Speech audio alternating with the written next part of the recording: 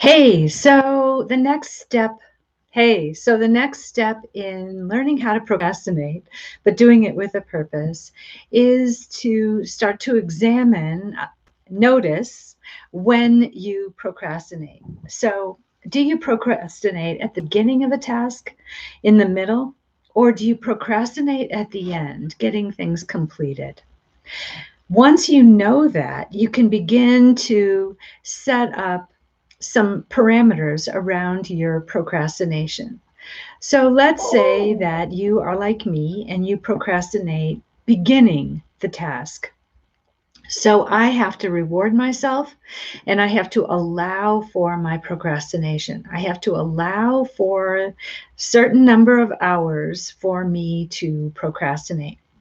I used to have more hours for procrastinating than I do now, but I let myself process my anxiety around the task, my reluctance, my fear, whatever might be going on. I allow room for it. And I set a deadline for when I need to finish procrastinating and get started. So, usually, if I have a certain amount of time that I am allowing for myself to procrastinate, then I'm going to probably wait until the last minute. The last 15 minutes might be when I procrastinate. When my procrastination ends and I begin actually working.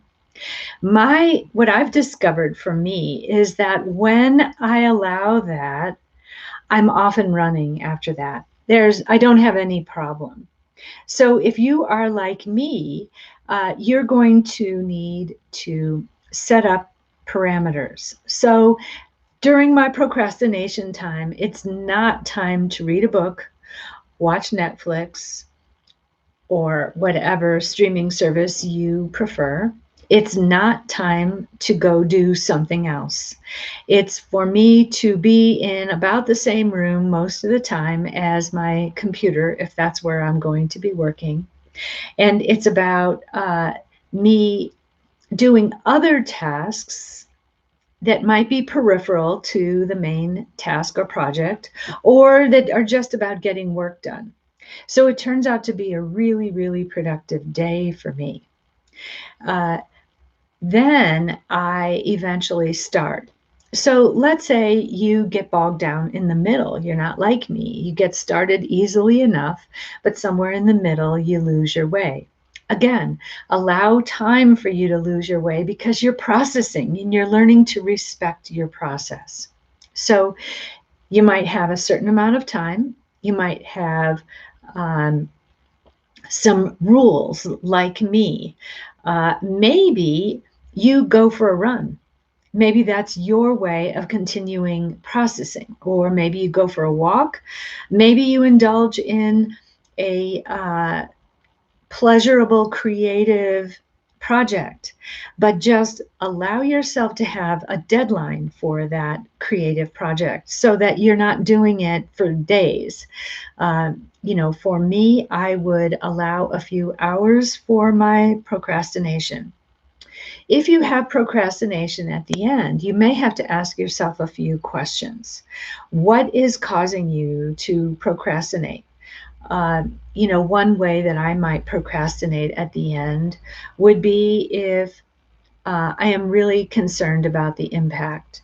So let's say I write about a sensitive topic, I'm going to publish it, and it involves other people. I might procrastinate because I'm dealing with the fact that it could involve other people and affect them. So I may need to run that written piece by a few other people to see what they think about whether or not it's safe to publish. You may have to inform yourself about your fear about the outcome. Maybe you're going to have fame and fortune, and that is going to take you away from the people you love. Maybe that's your fear. So, just getting in touch with what are the reasons for you to be concerned about the outcome. Once you have all of that figured out, where you procrastinate, then again, you're going to set up structure around when you procrastinate, what you're allowed to do and not do when you're procrastinating. And then the last piece, no matter where you procrastinate, is you're going to have to reward yourself for doing the work. There's a guy I know who is really, really, really productive. He's a great salesman. He's a wonderful coach. And he rewards himself with a new shirt when he makes a sale. I like to reward myself with sweet treats. I mentioned that yesterday. I might reward myself with clothing. But the more immediate reward that I give myself is to play solitaire. I don't do it for very long. I'm not real addicted to it. It's not going to consume my time. And I also might reward myself and give myself a break by going for a walk or doing yoga. So, how are you going to reward yourself or give yourself a break? Design these rewards into your program for procrastinating. So, thanks so much for joining me. I have a masterclass next week on procrastinating with a purpose, and I'd love to see you there. So I'll put the info in the comments below, and if you can comment, like, follow me, I'd be very grateful. Thanks so much.